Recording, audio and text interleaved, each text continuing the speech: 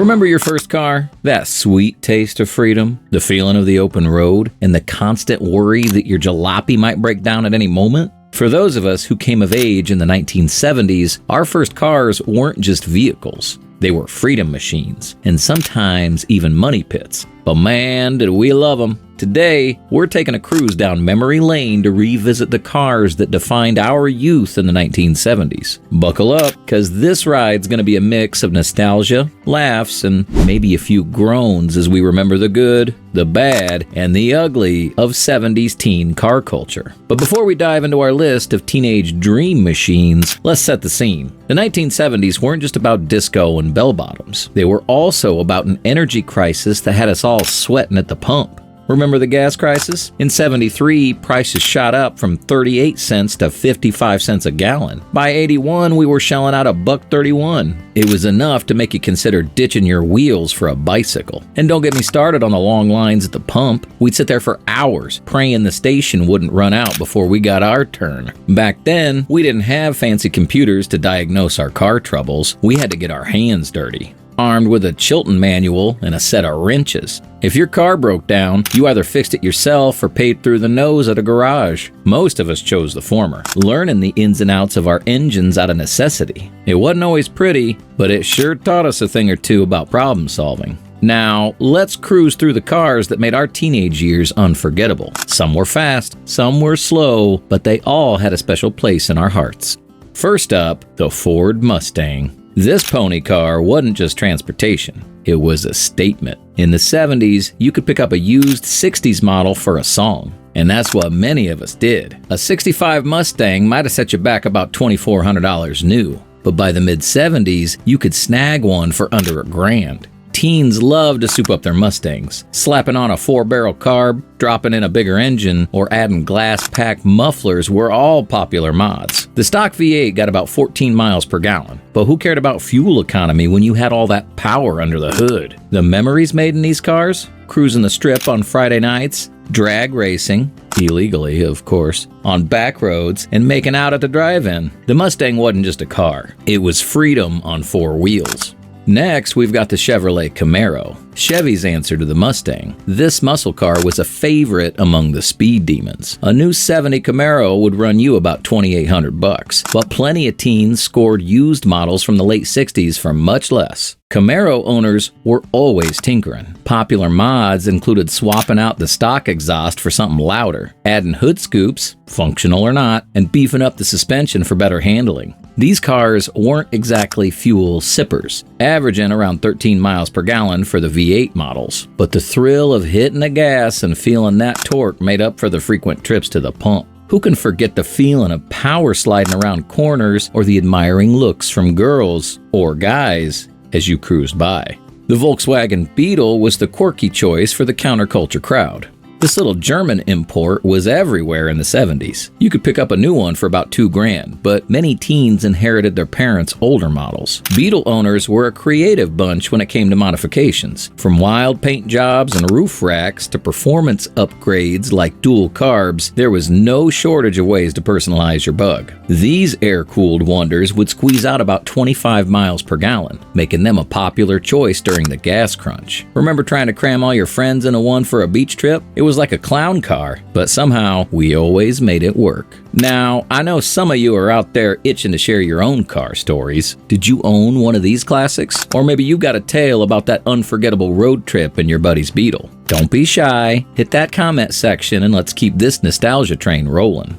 The Chevrolet Nova was the sleeper of the bunch. It didn't scream, "Look at me," like some of the others, but it packed a punch. In the early 70s, you could drive off the lot in a new Nova for around $2,700, but plenty of teens found used ones for much less. Novas were popular with the hot rod crowd, dropping in a big block engine, adding a cowl induction hood, or beefing up the rear end were common mods. Stock models got about 18 miles per gallon, but that number dropped fast if you had a heavy right foot. These cars saw their fair share of street races and midnight runs to the local hangout spots. Who else remembers the satisfying roar of a well-tuned Nova engine? Love it or hate it, the Ford Pinto was a common sight in high school parking lots. New, they went for about $2,000, making them attainable for many young drivers. Sure, they had a reputation for being a fire hazard, but that didn't stop us from driving them. Pinto owners were a resourceful bunch. Popular mods included adding stripes or decals, swapping out the stock wheels, or even attempting to improve the anemic performance with aftermarket parts. These little cars could manage about 23 miles per gallon, which was a big selling point during the gas crisis. Despite its flaws, the Pinto was the first car for many of us, and that makes it special. Who else has a story about cramming into a Pinto with friends for a late-night food run? The AMC Gremlin was the oddball of the bunch. It looked like nothing else on the road, which was part of its charm. You could drive one off the lot for about $2,000 in the early 70s, making it an affordable option for teens. Gremlin owners were a unique breed. Some embraced the car's quirkiness with wild paint jobs or oversized wheels, while others tried to make it sportier with hood scoops or spoilers. With its 6-cylinder engine, the Gremlin could manage about 20 miles per gallon. It wasn't winning any races, but it got from point A to point B, eventually. Who else has fond memories of trying to explain to their friends why their car looked like it was missing its back end?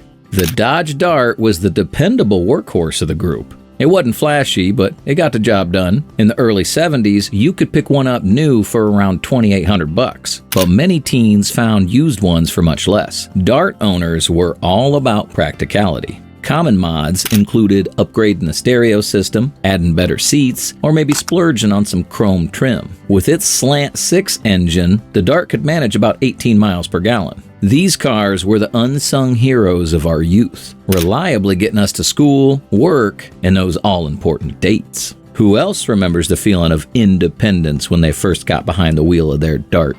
All right, folks, we're halfway through our list, and I bet some of you are bursting with stories. Maybe you got a tale about that cross-country road trip in your Dart, or perhaps you want to defend the honor of your beloved Gremlin. Whatever it is, we want to hear it. Drop those comments below, and let's keep this automotive time machine rolling. The Chevrolet Chevette was the economy car of the bunch. Introduced in 1975 as GM's answer to fuel-efficient imports, you could drive one home for about $2,800. It wasn't exciting, but it was cheap to buy and run. Chevette owners were a practical bunch, but that didn't stop them from trying to jazz up their rides. Popular mods included adding racing stripes, custom wheels, or even attempting to improve the meager performance with aftermarket parts. These little cars could squeeze out about 28 miles per gallon, which was a big selling point. Sure, it wasn't going to win any drag races, but it got you where you needed to go without breaking the bank.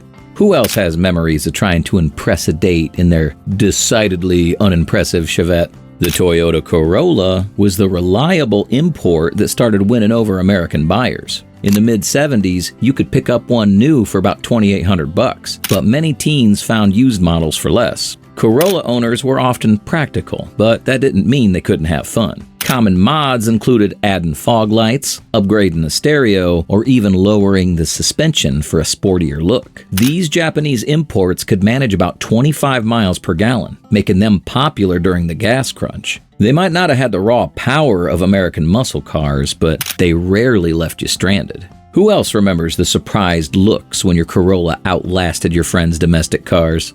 The Datsun 210, which later became known as Nissan, was another import that gained traction in the 70s. You could drive one off the lot for about $3,000, but many teens found used ones for much less. Datsun owners were a mix of practical and quirky. Some embraced the car's utilitarian nature, while others tried to spruce it up with custom paint jobs or aftermarket wheels. These little cars could squeeze out about 27 miles per gallon, making them a hit during the fuel crisis. They might not have been the coolest cars on the block, but they were reliable and cheap to run. Who else has fond memories of packing all their worldly possessions into their trusty Datsun for that first trip to college? The Honda Civic burst onto the American scene in the 70s and quickly became a favorite among young drivers. A new one would set you back about $2,800, but used models were even more affordable. Civic owners were often ahead of the curve when it came to modifications. Popular upgrades included adding alloy wheels, installing a better stereo system, or even experimenting with early aftermarket performance parts. These nimble little cars could achieve an impressive 30 miles per gallon, making them a go-to choice during the gas crisis. Who else remembers the feeling of zipping through traffic in their Civic, feeling like they were driving a go-kart? All right, it's time for another break in our trip down memory lane. We've covered some real classics, but I know we've barely scratched the surface of your car stories. Maybe you got a tale about that epic road trip in your Civic, or perhaps you want to defend the honor of your trusty Datsun. Whatever it is, we all ears. Hit that comment section and let's keep this automotive nostalgia flowing. The Ford Maverick was Ford's answer to the compact car market. You could drive one home for about $2,400 in the early 70s, making it an attractive option for budget-conscious teens. Maverick owners were a creative bunch. Some embraced the car's no-frills nature, while others tried to jazz it up with custom paint jobs, mag wheels, or even attempting to boost performance with aftermarket parts. With its 6-cylinder engine, the Maverick could manage about 20 miles per gallon. It might not have been the most exciting car on the road, but for many of us, it was our ticket to freedom. Who else has memories of cruising around town in their Maverick, feeling like they owned the world? The Pontiac Firebird was the flashy cousin of the Camaro. In the early 70s, you could pick one up new for about $3,000, but many teens found used ones from the late 60s for less. Firebird owners were all about style and performance. Popular mods included adding hood scoops, upgrading to a more powerful engine, or installing a wild custom paint job. These muscle cars weren't exactly fuel efficient, managing only about 13 miles per gallon with the V8 engine. But when you were behind the wheel of a Firebird, fuel economy was the last thing on your mind. Who else remembers the rush of flooring the gas pedal in their Firebird, feeling like they were piloting a rocket ship?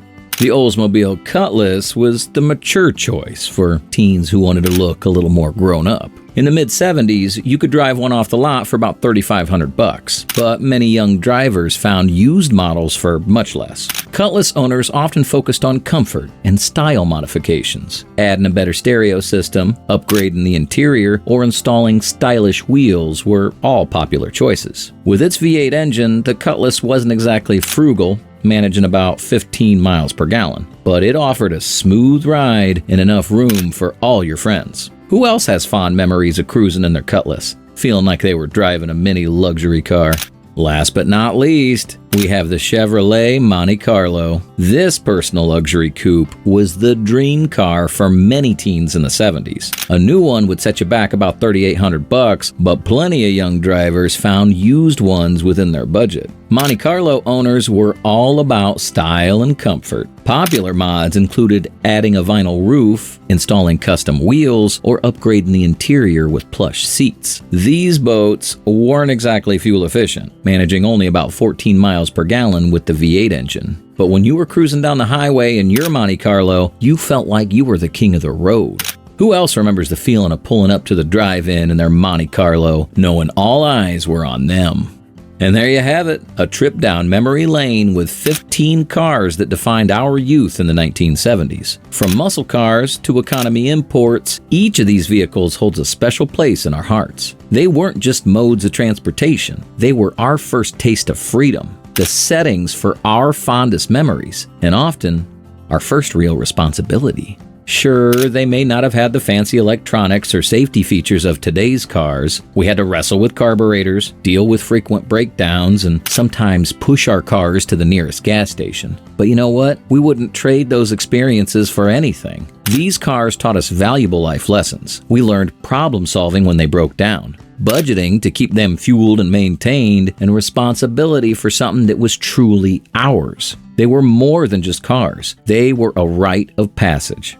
So, to all of you who owned, drove, or just admired these classics, here's to the cars of our youth. They may be gone, but they'll never be forgotten. Now, it's your turn. Share your stories, your memories, and your love for these automotive icons in the comments below. Let's keep the spirit of these classics alive for generations to come.